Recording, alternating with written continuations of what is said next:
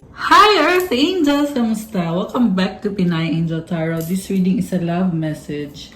For no specific sign, this is for anyone, kahit ano man ang zodiac sign mo. General love reading, kaya maaaring mag-resonate o hindi. Pero pag nag-resonate, comment nyo para alam ko. Okay, so may na-ready na akong cards dito. Finances and career, financial issues are a factor in your love life right now. Pareho kayong nakafocus sa career nyo or sa kaperahan nyo. Heart-to-heart conversations, honestly discuss your feelings with each other.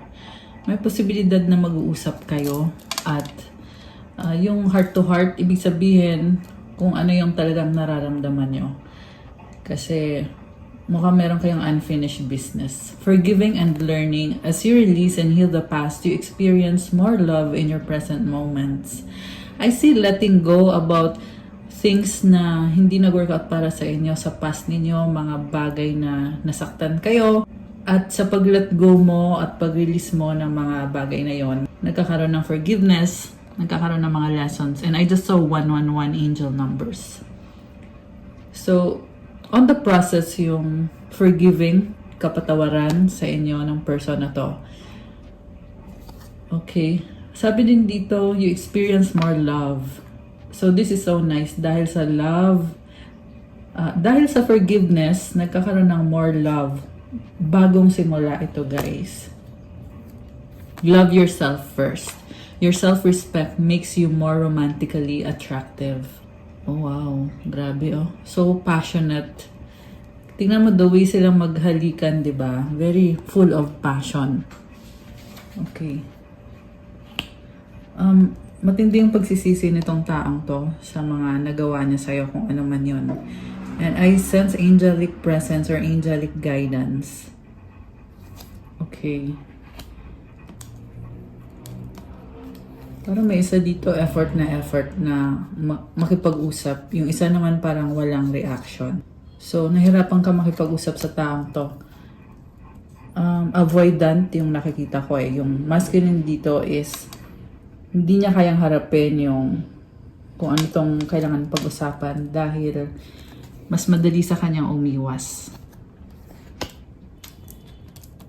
So, mayroong struggle sa finances, masipag, practical. Yan yung nakikita kong energies sa masculine. Meron ding signs, watch out for signs leading you to true love. Wow! Maraming synchronicities. Alam mo, talagang ginaguide ng angels itong person mo na kumonek sa'yo. 1111 is an important number for twin flames. It symbolizes the harmony and balance of soul counterparts. Grabe. So, twin flame kayo or soulmate kayo. Nafe-feel niya yung balance sa'yo. Kompleto siya pag ikaw yung kaharap niya or kausap niya or pag meron kayong magandang connection. Abandoned, left out, walked away, cold. Iniwanan mo tong taong to eh, malungkot siya. Heart fog, mixed signals, block emotions, mess up. So someone is giving you mixed signal kaya mo siya iniwanan. Mess up siya ngayon. Kaya niya binablock yung emosyon niya para hindi siya masaktan. Okay, heart fog. Grabe yung emotional struggle dito sa nakikita ko. So, ito yung kailangan niyong pag-usapan.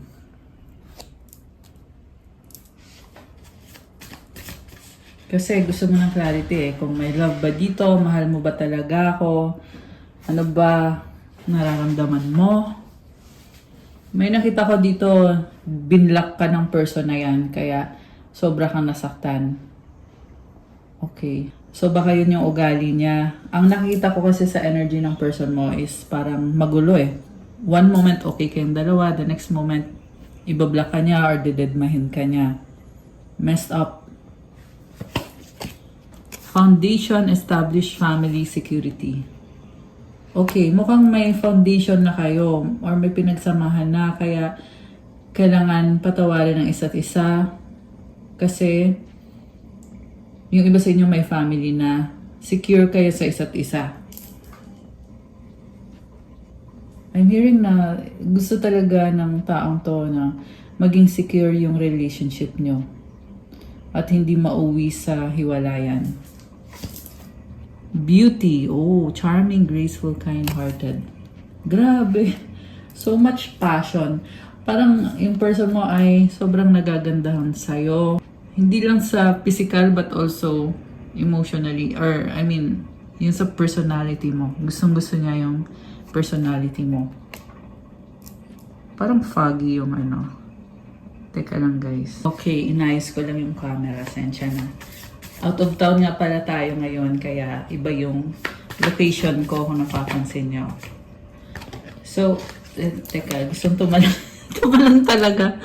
Tumalon yung card. Oh my goodness. Broken, shattered, heartbroken, destroyed. May problema din sa finances tong person mo eh. Grabe. Broken. Parang napabuntong hininga ko dun. Divine masculine. So, ganun yung pakiramdam niya, no? Parang sobrang siyang nahihirapan, nagsastruggle siya kasi heartbroken siya. At the reason kung bakit heartbroken siya is dahil walang security sa inyo. Or, nagkaroon ng security dati pero nasira. At gusto niyang ayusin to. Andito si Divine Masculine at gusto makipag-usap. Young masculine energy. Okay. Ano pang energies connected sa inyo? Nourish, self-growth, self-focus, soul-finding. So, gusto niyo mag-grow at alagaan yung foundation ng relationship. Okay. This is also someone who is building himself. Parang itong puno na unti-unting lumalaki. Kita mo merong malaking puno. Kasi naputol to eh. So may bagong branch na nag-grow. So ganun yung nangyari sa kanya na unti-unti siyang nag-grow ulit. Teka, may nalaglag na card. Realizations. Epiphanies, understandings, awakenings. Nakikita niya na ikaw lang yung gusto niya. Nare-realize niya na sobrang attractive mo. The way you carry yourself, pati yung the way na mahalin mo yung sarili niya, gusto mo yon. I mean, the way na mahal, baliktad. Okay, pwedeng baliktad to guys, roles can be reversed kasi nga sabi ko sarili niya eh. So, the way na mahalin mo yung sarili mo, or mahalin niya yung sarili niya. Okay. Chasing. So, ano bang gusto mangyari na tong person na to? Kasi hahabulin ka, sabi dito. Longing, resistance. Gusto ka niya pero umiiwas siya. Craving, aching, wanting, secret admirer, suppressing, timid. Mahiyain. Ang nakita ko kasi dito, kakaiwas niya, naging stagnant yung connection nyo. One moment hahabulin ka niya, the next moment iiwas siya. So again, lumabas yung energy ng mixed signal eh. So, ikaw hindi mo rin maunawaan tong taong to. Kasi, ito na nga, hahabulin ka. Tapos, mamaya, resistance na naman. Ayan. Karma, consequences, cause and effect, debts. So, you've had enough. Ayaw mo na eh, sabi dito. Kaya itong person na to ay gusto kang habulin. Gusto kanyang habulin, lalo siyang na-attract sa'yo, pero nahihiya siya sa'yo. At yun yung karma niya. Kasi nahirapan siyang habulin ka. At yung karma na yun, consequence lang yun ng mga ginawa niya sa'yo. So, ibig sabihin, hindi maganda yung ginawa talaga sa'yo nito. So, siguro niloko ka ng malala ng taong to. Tingnan natin. Ano ba ang nangyari? Bakit may karma? I didn't feel like I was on your level. You're a boss. I'm very insecure. Wow. Okay. So, ibig sabihin, feeling niya hindi mo siya ka-level, natatakot siya sa'yo or nahihiya siya sa'yo. Gusto din niya magpa-impress sa'yo. I keep looking at your pics and not to mention the videos we made. OMG, I will never delete them. Sobrang namimiss ka nitong taong to. Isip-isip ka. Okay. So, kaya niya gustong ayusin yung finances niya kasi gusto niya, siya naman yung mag-handle ng finances nyo. Siya naman yung magiging boss sa relationship nyo. Siya yung may control. Kasi mahal ka ng taong to. Kaya yun yung iniisip niya, na dapat bumawi siya sa'yo or magbigay siya sa'yo. Kasi ayaw niya na ikaw na lang lagi yung gumagastos sa relationship nyo. And ito na nga, longing. Alam mo, sobrang attracted siya sa'yo. Sobrang romantic ng energies niya dito. At the same time, may sakit eh. There's kung bakit siya nasasaktan kasi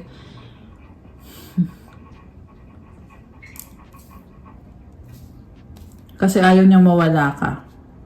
Okay? Longing siya sa'yo. Yung pala kung may narinig kayong maingay, sound yun ng ref. Kasi nasa tabi ko. Anyway. So, I'm on a spiritual journey. You have awakened me. Oh.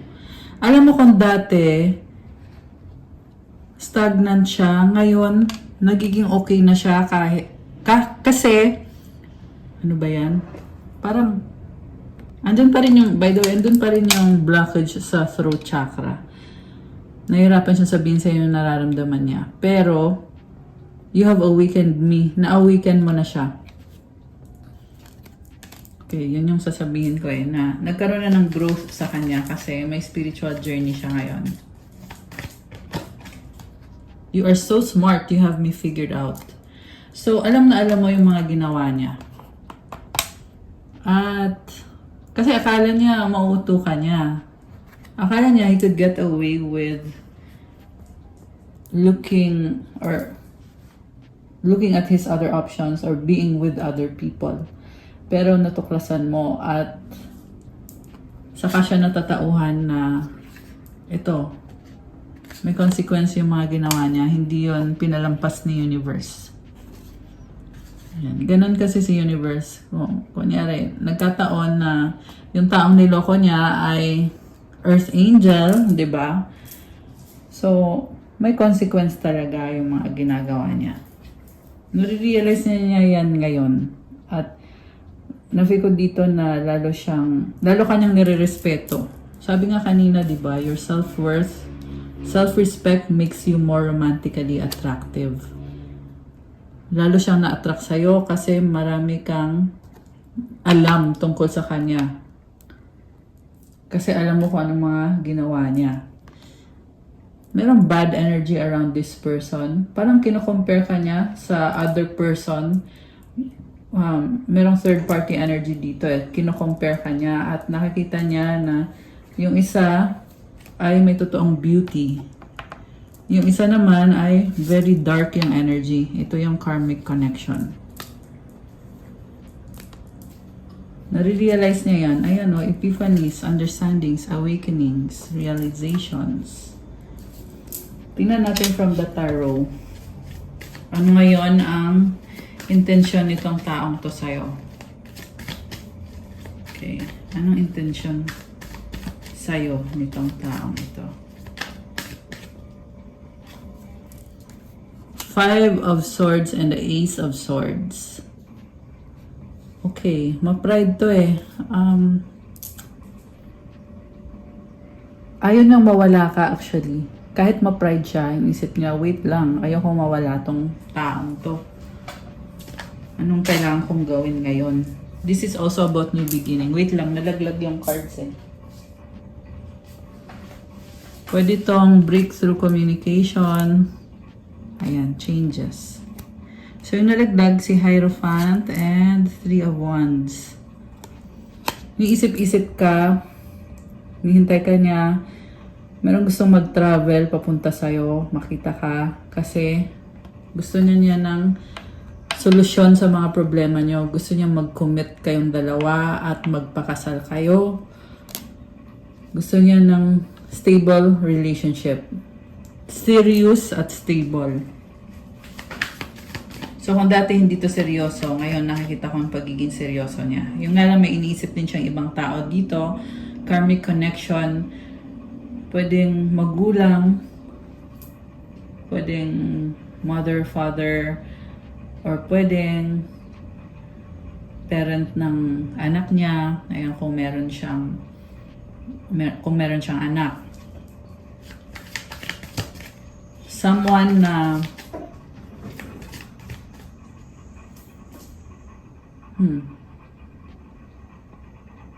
parang feel niya kasi may obligasyon siya. So, yun yung iniisip niya. Pwede din to anak. Ace of Cups. Okay. This is a new beginning. Uy, ang ganda nito. Four of Pentacles. Wow. So, blessing to. Blessing yung naririnig ko eh. Merong bagong lugar dito. And I see the angel wings. Protection din to. So, sa bagong simula, very emotional and overwhelming, at the same time full of blessings, full of possibilities. And I just saw 444 on the screen.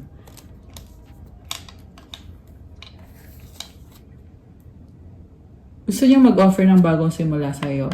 Kaya lang, kailangan mo na niyang ayusin yung sarili niya, lalo na sa finances niya.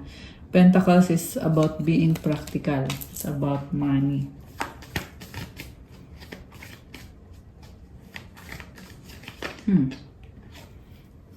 May nakita din akong partnership dito.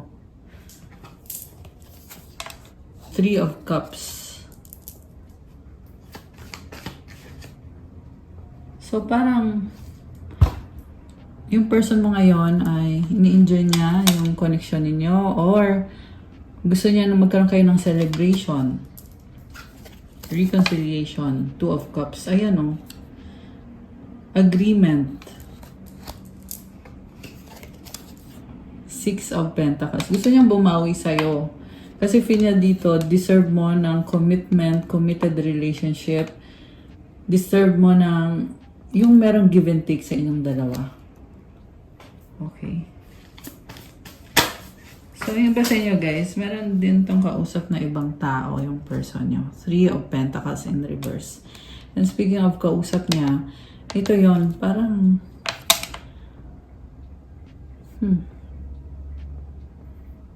So, kung nagkaroon siya ng third party, naka-reverse na kasi ngayon eh. Ibig sabihin, wala na. Wala na sila. Kung may something man, it's about responsibility. Ayan. Sinusustentuhan, sinusuportahan. Ako yung nalaglag. Oh, Six of Wands in reverse.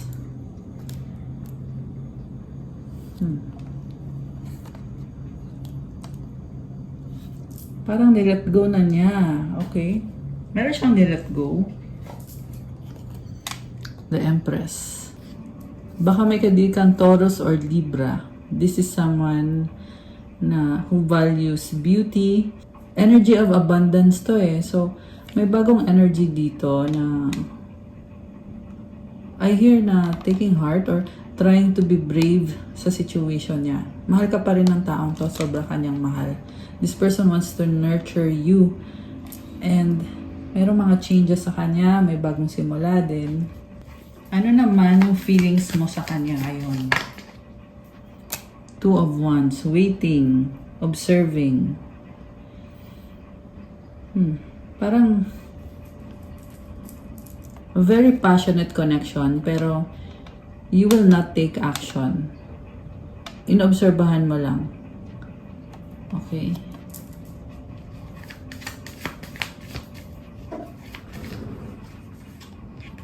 Also, may hawak siyang sphere. So, this is something na parang whole new world. New beginning pa rin yung nakikita kong mensahe. Queen of Pentacles, focus ka sa sarili mo, sa kaperahan mo. May crown ka, so I'm seeing na napaka-strong mo. You have achieved something sa buhay mo. Ten of Wands. Okay. Ending and also achievement. So, this is also burden na tinatry mo ayusin ngayon. You are ready. The magician is a manifestor. So, parang may journey ka ata. Page of Swords. The Star. Okay, takpan natin kasi wala siyang suot. Connected sa pangarap mo. Two of Pentacles. Busy ka dito eh. Three of Swords. Okay. Wow. So, I can see now worried ka about this relationship with this person. Worried ka dahil okay, ang daming communication, travel.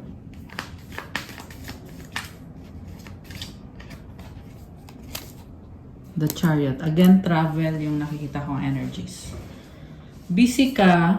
Dahil nga sa busy ka, parang wala ka ng time. No time for love. Bakit? Oh my gosh. Yun yung narinig ko, no time for love. Tower. Oh my goodness. Transformation, change.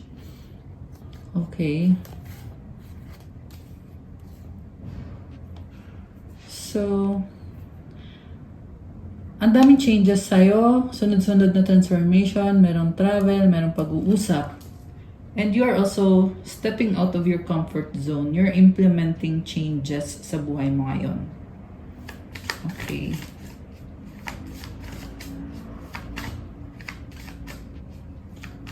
So also, when it comes to this relationship, nakikita ko na maraming possibilities.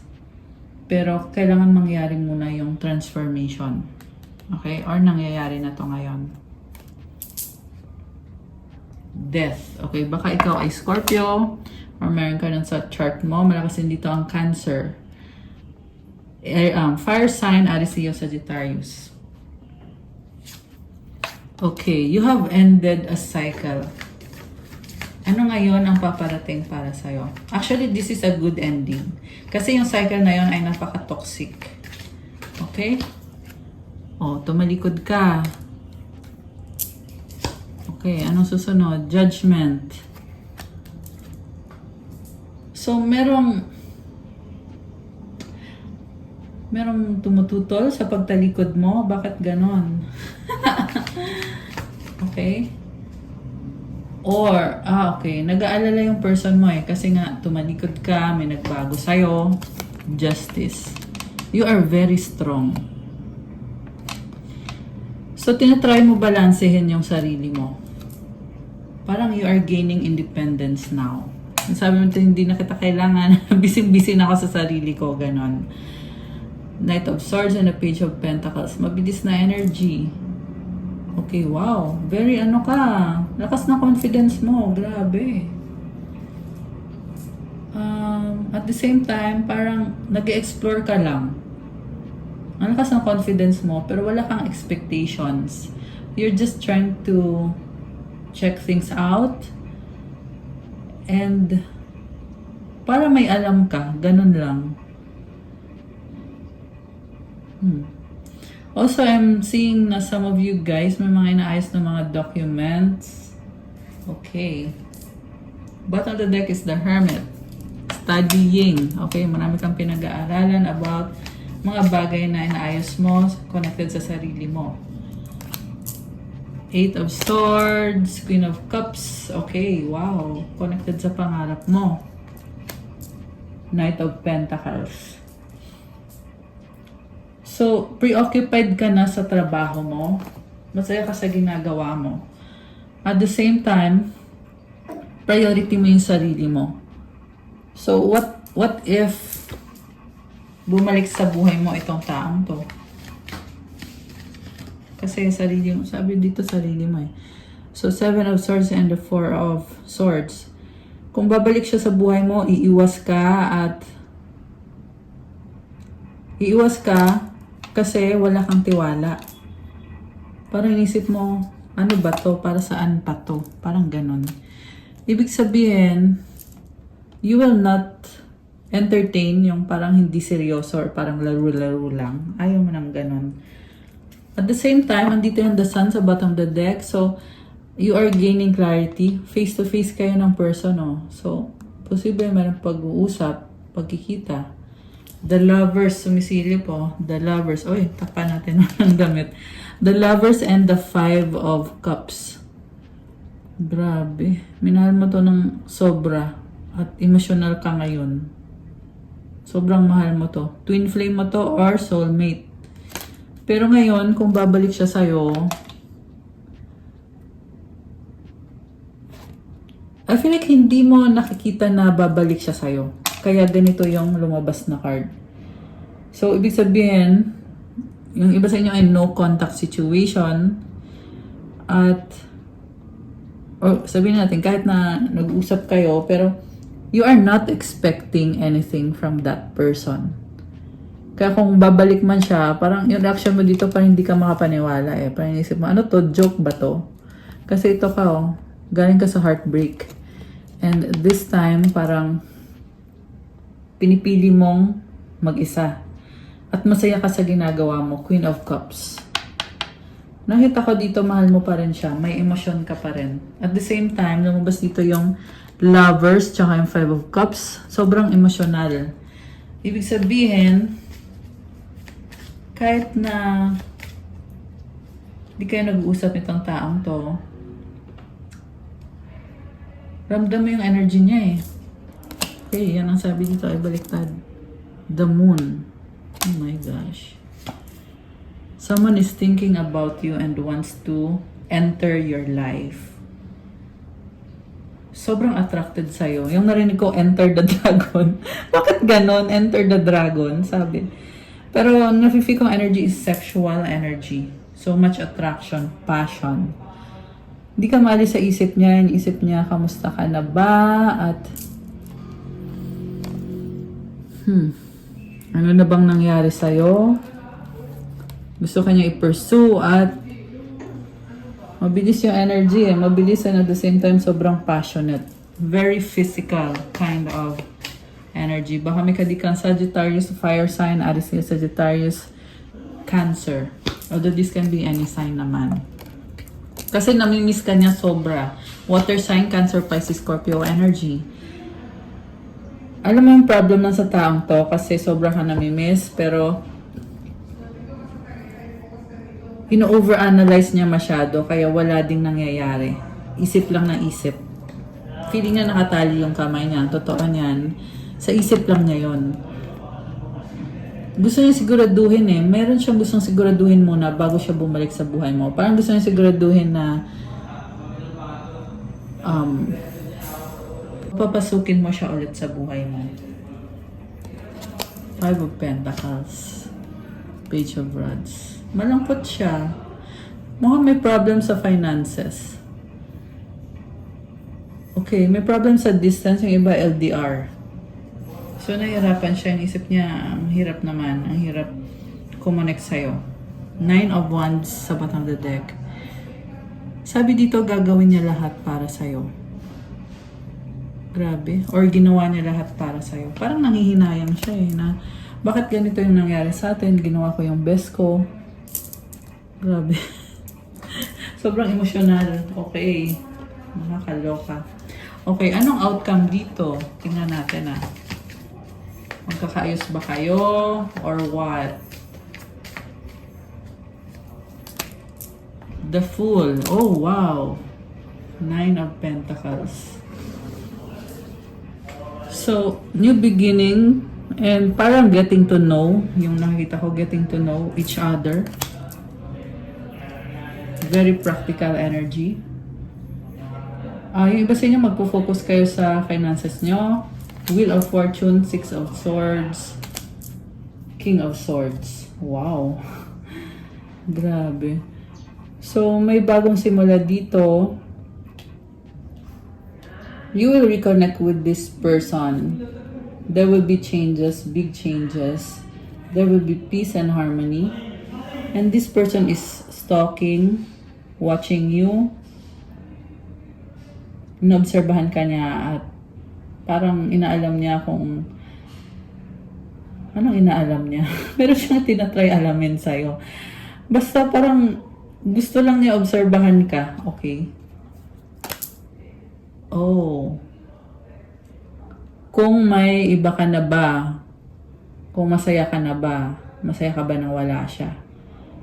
Kung may iba kang kausap, yun. Kung may iba kang, or kung may bago ka ng kausap or bagong karelasyon.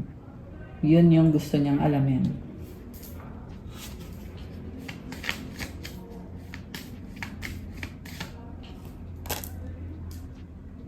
Queen of Swords. Gusto ko talaga nitong taong to, kaya lang natatakot siya. Ayaw niyang mapahiya. Takot siya na i-reject mo siya. Okay. Baka i-reject mo siya. Talaga inisip niya i-reject mo siya. Parang inisip niya na yung worst scenario na pwedeng mangyari. Wow. Sobrang gusto ka ng taong to. Physically, and also, komportable din siya sa'yo. The Devil. Parang obsessed sa'yo. Queen of Rods. Okay. Obsession. Passion. Oh. Someone backstab this person. Merong bad energy eh. Ayan o, may nang backstab. So, karmic connection yung nakikita ko. Ayan, si Queen of Rods.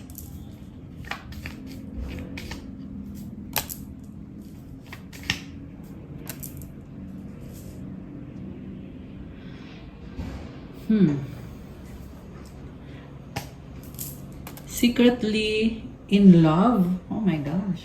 Secretly attracted and in love with you.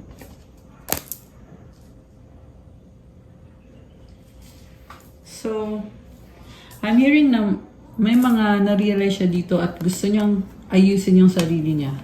At mahal ka pa rin itong taong to.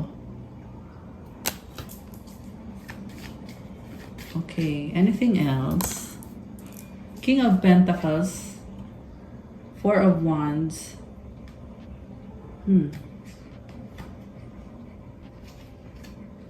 The Strength and the Eight of Pentacles. So, busy siya sa work niya. Minamanifest niya yung... Meron siya minamanifest sa work niya. So, yun na nga. Kanina lumabas kasi na finances and career yung focus. Priority talaga yung finances at yung career. At the same time, nag-heal tong person na to. May bagong simulang paparating. Yung nga lang, defensive siya. At merong fear around other options, other people. And iniisip din niya how to approach you para ayusin yung relationship nyo. Emperor. Okay, the Emperor. Baka may kadikang Aries. Gusto niya ayusin yung relationship niyo.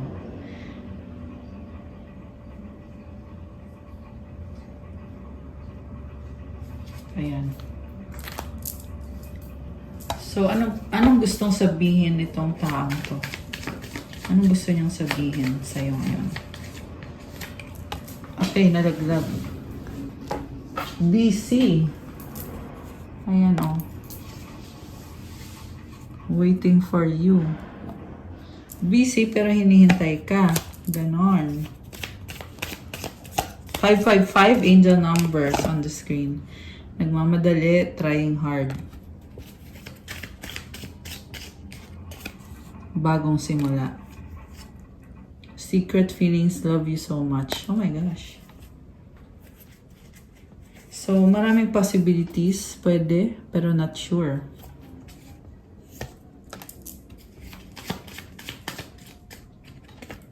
Deadma. Oh my gosh. Deadma, moving on by. Nahihiya siya eh. Oh, okay. So, kung dinededma ka niya at nag-move on siya, parang nahihiya siya sa ginawa niya. Strong, mahal pa rin kita, entitled, toxic. Obsession yung nakikita ko dito. Strong obsession. Nababaliw sa'yo in love. Advice para sa taong to. Self-compassion, embracing imperfections helps you find strength, growth mindset, resilience. So this person is learning to take care of himself and to grow as a person. Marami siyang natututunan. Like, alam niya na hindi naman siya perfect. Tinatry niya ayusin yung sarili niya. Tinatry niyang bumangon at bumawi sa sarili niya. At magkaroon ng bagong simula. Ayan. Okay, guys. That's all for our love message for today. Thank you for watching. Please like the video, comment, subscribe, hit the notification bell. Let me know kung nag-resonate ba or kung ilang percent nag-resonate sa inyo. Kung kailangan nyo ng gabay, you can book private reading. Message lang kayo sa Viber or sa WhatsApp. Nasa description box po yung contact details ko. Check out my Instagram if you want to start your crystals journey. May mga crystal bracelets na tutulong sa'yo sa manifestation nyo. Tingnan nyo na lang po doon at i-message nyo na lang ako. Thank you, Earth Angels. I love you guys. Have a good day. God bless you all. Stay safe and see you again soon. Good night or good day and God bless. Bye!